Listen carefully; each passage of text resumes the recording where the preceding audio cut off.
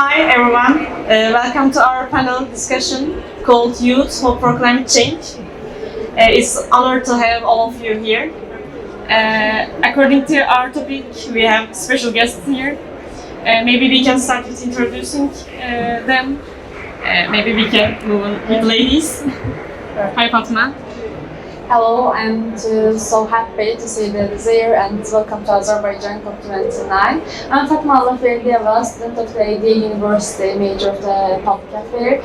Also, I'm SDG Garden and the Ministry of Youth and Sport of Azerbaycan. Yanaşma var. Yani her adam kalkıp da yerinden durup gübre istehsal edebilmez. Yanaşma tamam farklıdır dünyada. Ve devletler birden-birə kənd təsərrüfatı ölkəsi olmur.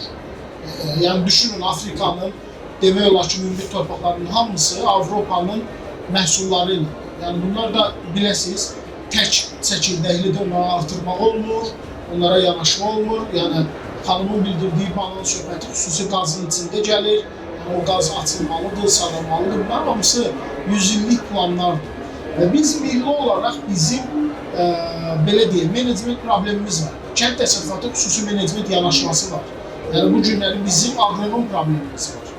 Yani bugün torpağımız ola bilər, amma agronom problemimiz var.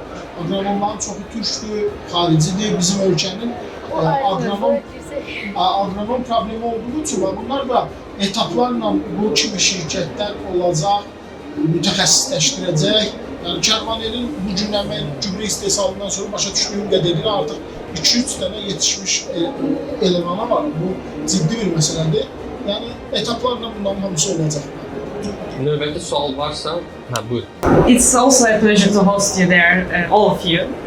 I think I can move on with my questions.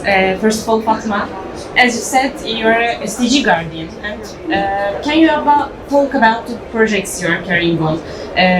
What kind of actions do you take under this SDG guardian program?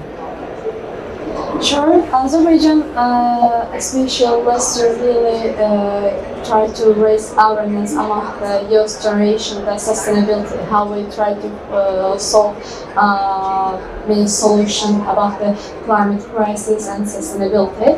And Ministry Youth and Sport of the Azerbaijan created this project, SDG Gardens, and we select the different university, different programs. And SDG Gardens first SDG Gardens impact the sustainability and raise awareness among the youth, climate crisis decrease, how we can try to find the many solutions about it. And our project helped to especially young generation and student the high school students, how we raise awareness, say to learn the more thing about the climate. What is the climate? What is the climate crisis? How we can try to find the many solutions, many options for this aim. And our main cure is the visit the different region from, for example, four of the capital, Bakü, and also we need the many new blood, fresh blood.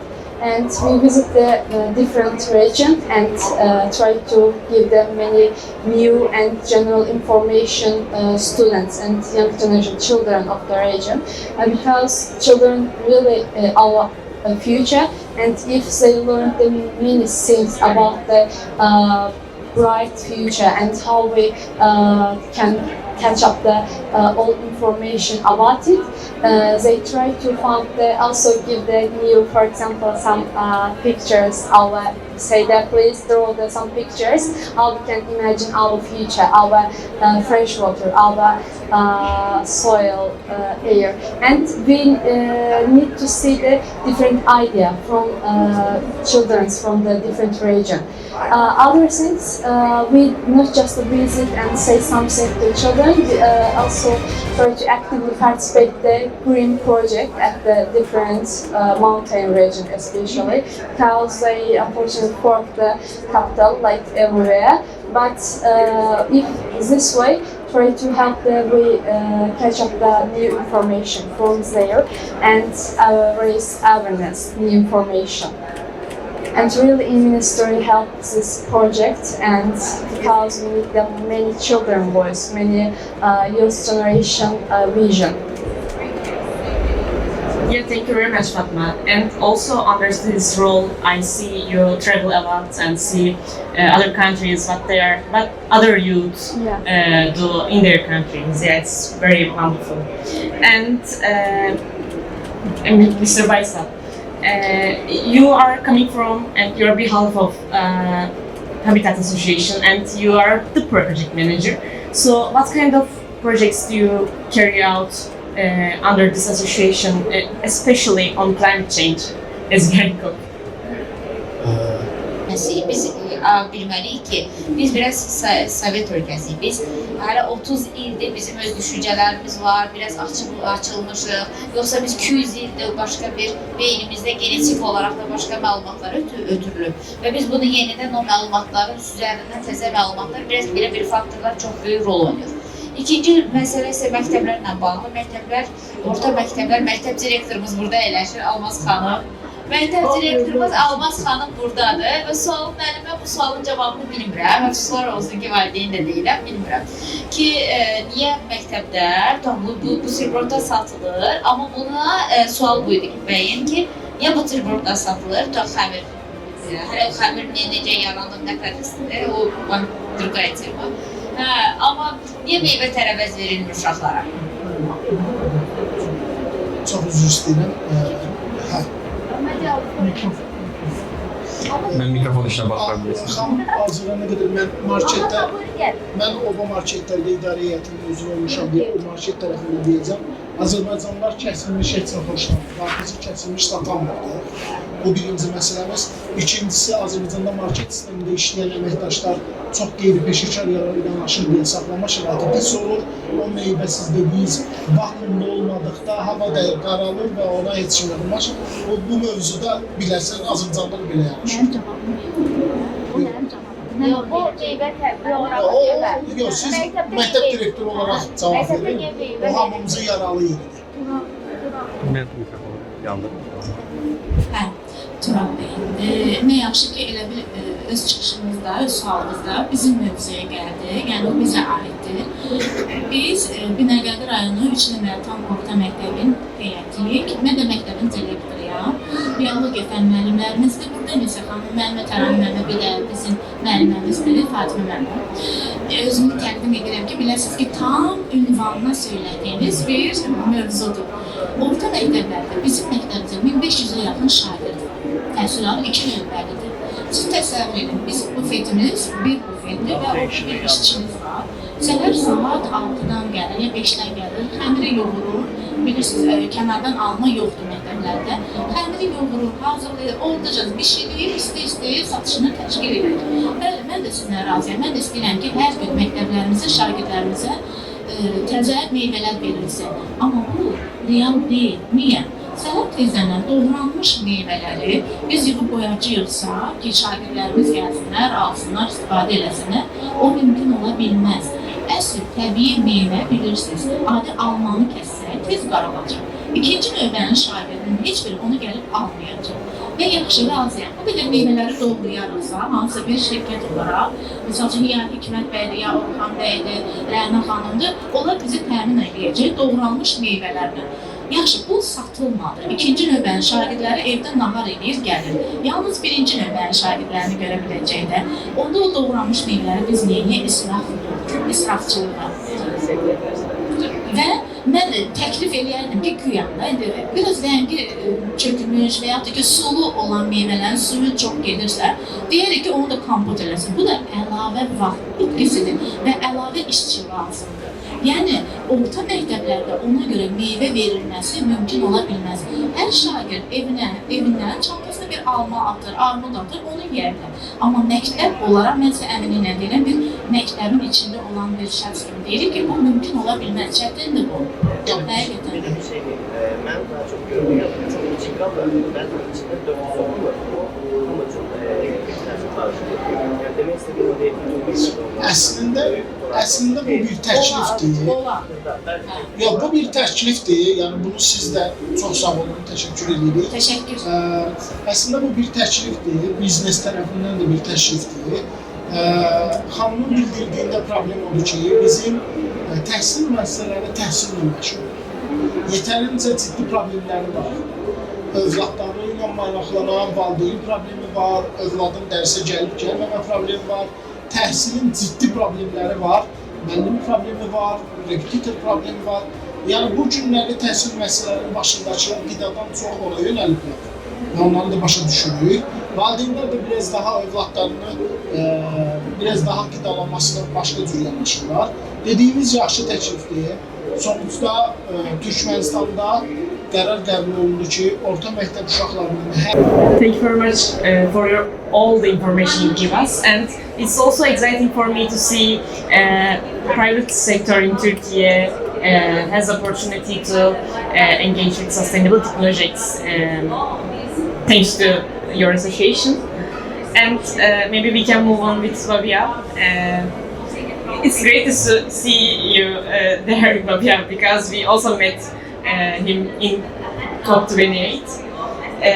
And you were there also for Save Soil, and maybe you can talk about the projects of Save Soil.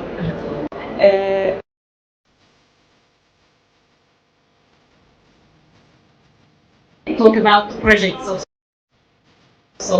Save Soil. Talk about the projects of Save Soil.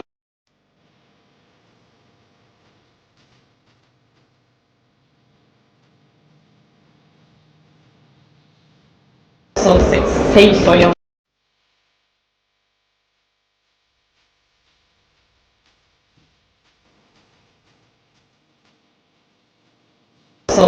Save Soil.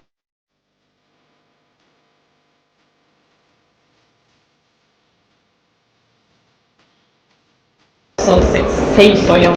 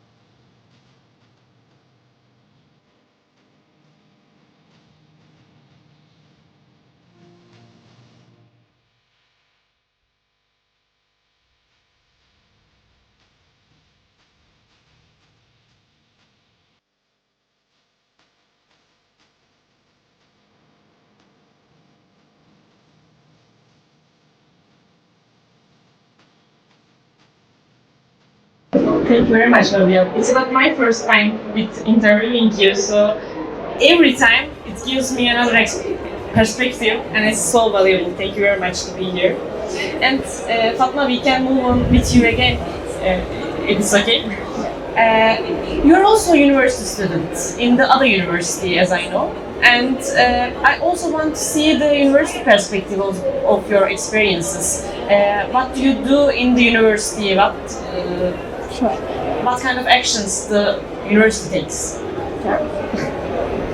Actually, yes, I am a student of the ADA University, and I want to talk about my university project. And because ADA University not just give the academic journey for the student, and really practical knowledge for their alumni and student. Leyla Hasanova Kopian champions also bachelor and master degrees from the ADA University, and give the best way to show the ADA University students is they really encourage the climate action, how to show their performance, their voice in this high level events.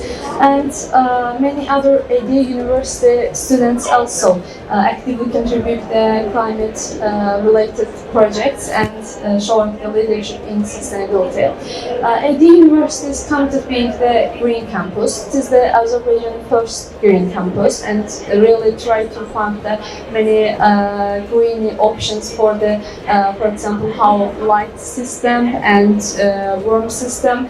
And this is the part of the green project foster climate awareness various clubs. ADAs have the many students clubs, and these clubs relate to the SDG and SDG 17 goals, especially sorting climate crisis and how we find the save the water, soil.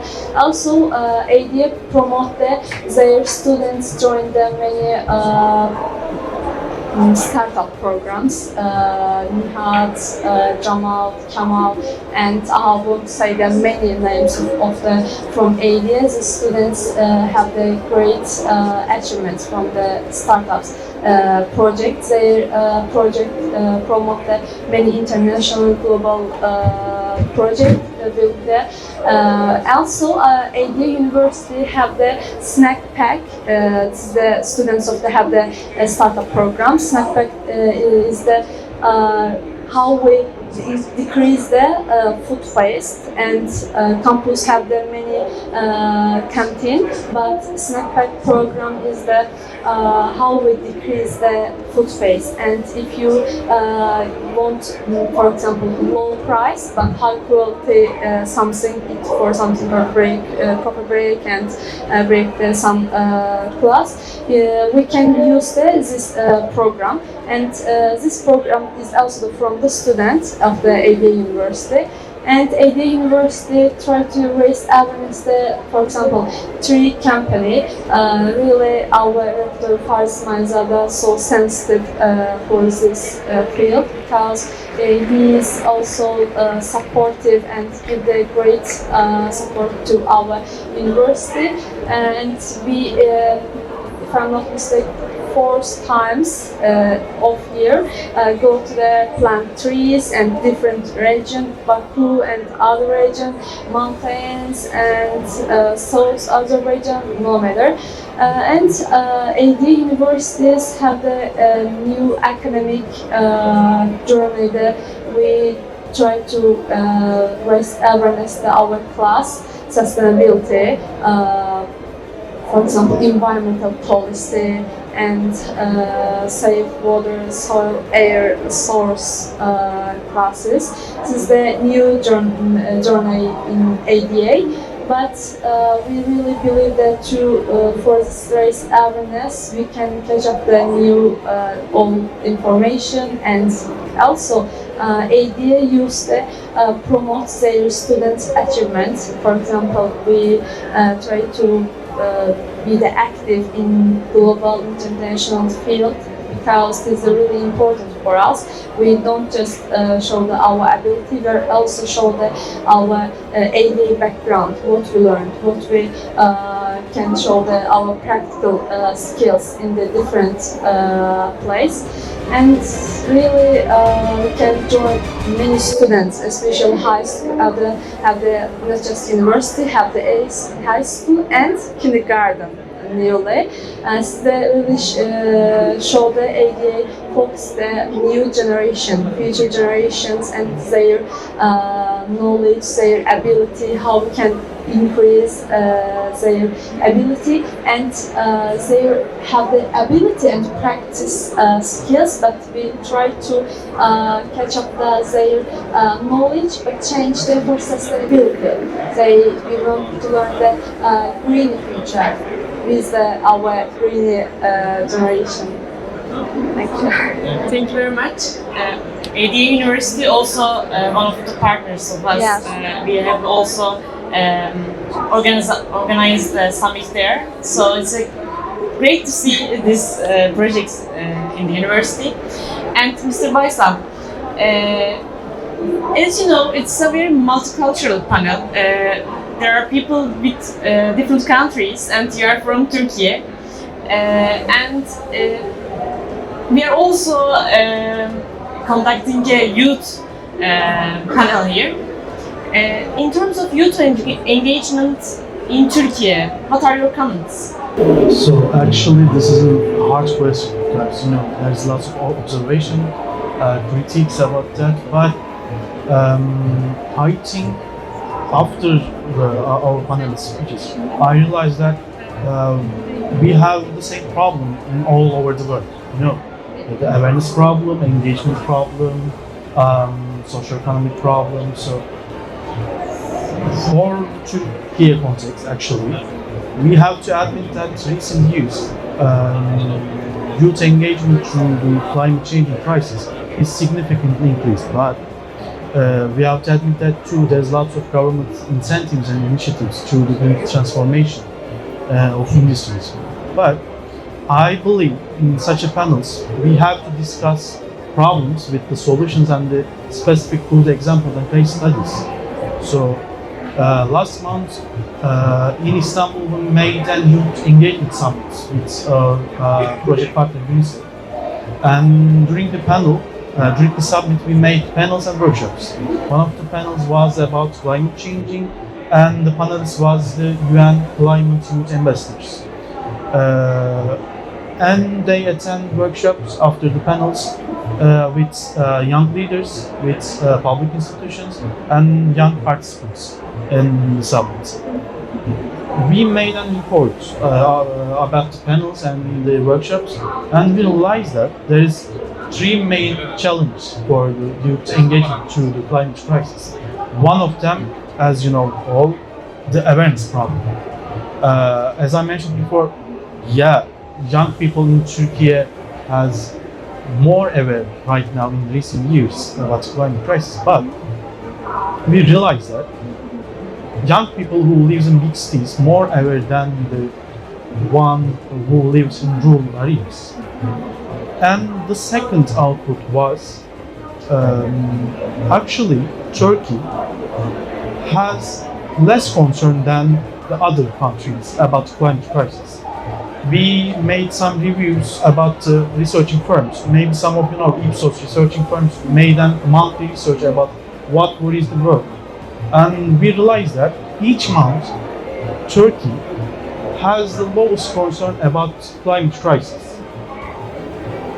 In the submetrics, you can see, young people in Turkey are more aware than the other age groups. But when you compare young people in Turkey than the other countries and people, still less concerned about climate crisis. And this leads us to the second challenge, actually, this socio-economic development problem. Because young people have concerns about their economic situations.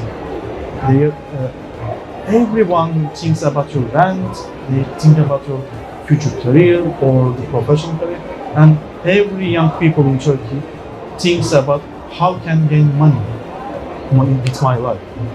No, guys, this is actual Maslowian problem.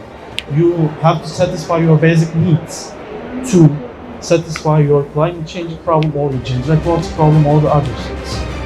Young people in Turkey thinks climate change problems and post-materialist problem right now. So, what we think about that, we have to make an economic ecosystem through the sustainability, circular economy and climate change for young people to gain their life with their money.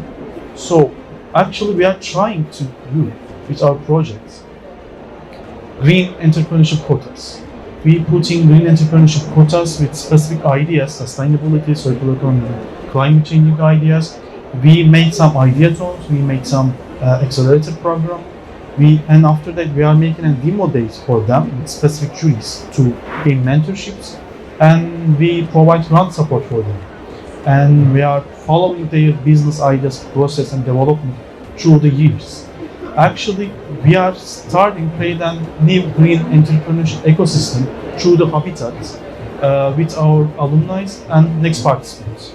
So one of them is Bakü's Gökhan in Turkey made an application with the innovative idea. They are making when you download the application, you can see a roadmap between your home, between your workplace, and between your social gathering places.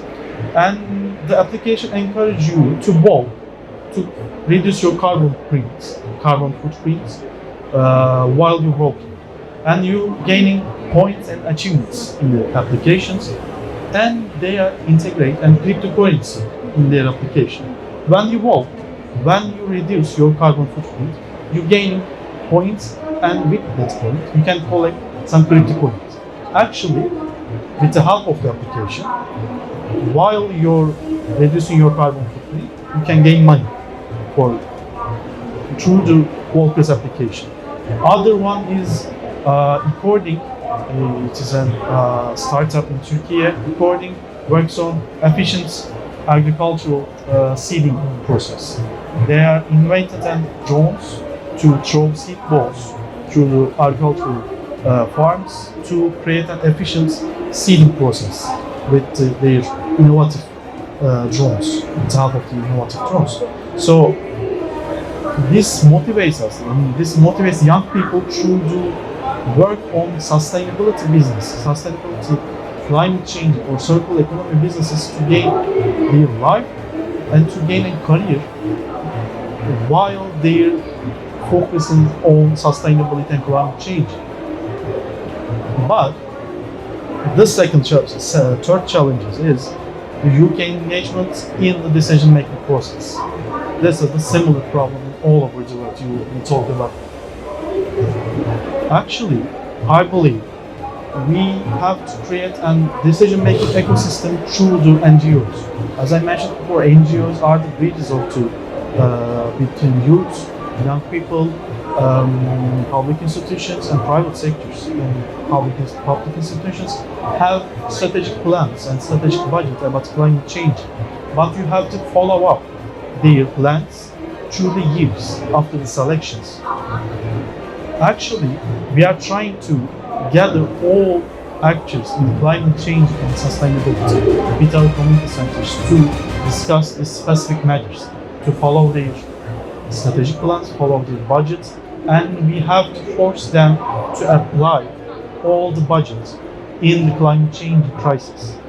So these specific problems are the same on all the countries probably, but I believe youth engagement are really the future of the climate crisis, because we have to create an awareness, we have to create an economic atmosphere for young people, and after that we can enforce them to participate in the decision-making process while they have economic power and the strong awareness through them.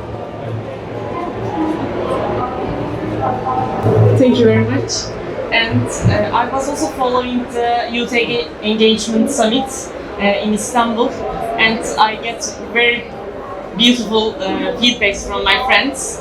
So, some of your projects was also new for me, and I will be trying to engage them. Thank you very much. And Fabia, the same question for you, but you are everywhere in England and Abu Dhabi, as I know. And what are your comments? See, at the moment I'm actually in India. I'll be working there for the next 9 months at least, and then I'll go back to England where I study.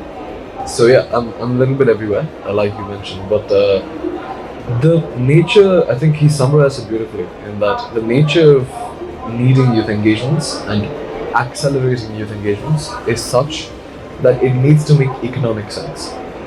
It needs to make economic sense for youth. A lot of us are volunteers. I don't know if you know, but most of the organizations at COP advocating for climate, literacy, advocating for climate, climate action, are mostly youth volunteers. They're not paid to do this. They're here because they don't have another option but to, because it's our crisis more than anybody else. But this needs to change, I feel. And it can really change if we create models like entrepreneurship, right, which make economic sense for youth. And it's completely possible. I mean, I can speak only for my particular area of work, which is land, agriculture, soil, right? We work, most of our movement is led by youth. We don't label it as a youth movement, but we probably should, because the Save Soil movement, as a global movement, is mostly youth-led, right? And like I said, it's completely volunteer-run. But on a ground level, for the farmer, for a young farmer to come back to farming, because farming is not cool anymore. Everybody wants to go to the city, right? Because it doesn't make economic sense, it doesn't make money, farming. So that needs to change. And the only way we can change economic output from farming is to give health back to the land. So yeah, I'd say saving soil and working on agriculture, working with governments, with youth to ensure agricultural models are changing from the way we're doing it today, industrial agriculture, to sustainable agriculture, where we have trees on our farm, where we have animals on our farms, right? Where we put back organic matter into our soil. That's going to increase, well, economic output out of the soil and land, and the youth are going to come back to the land, to agriculture. So that's my 2 cents. Also, thank you very much for your comment. And it's a pleasure to host you there, all of you. It's my first day in COP and it was a great start. Thank you very much. And also, thank you very much for coming.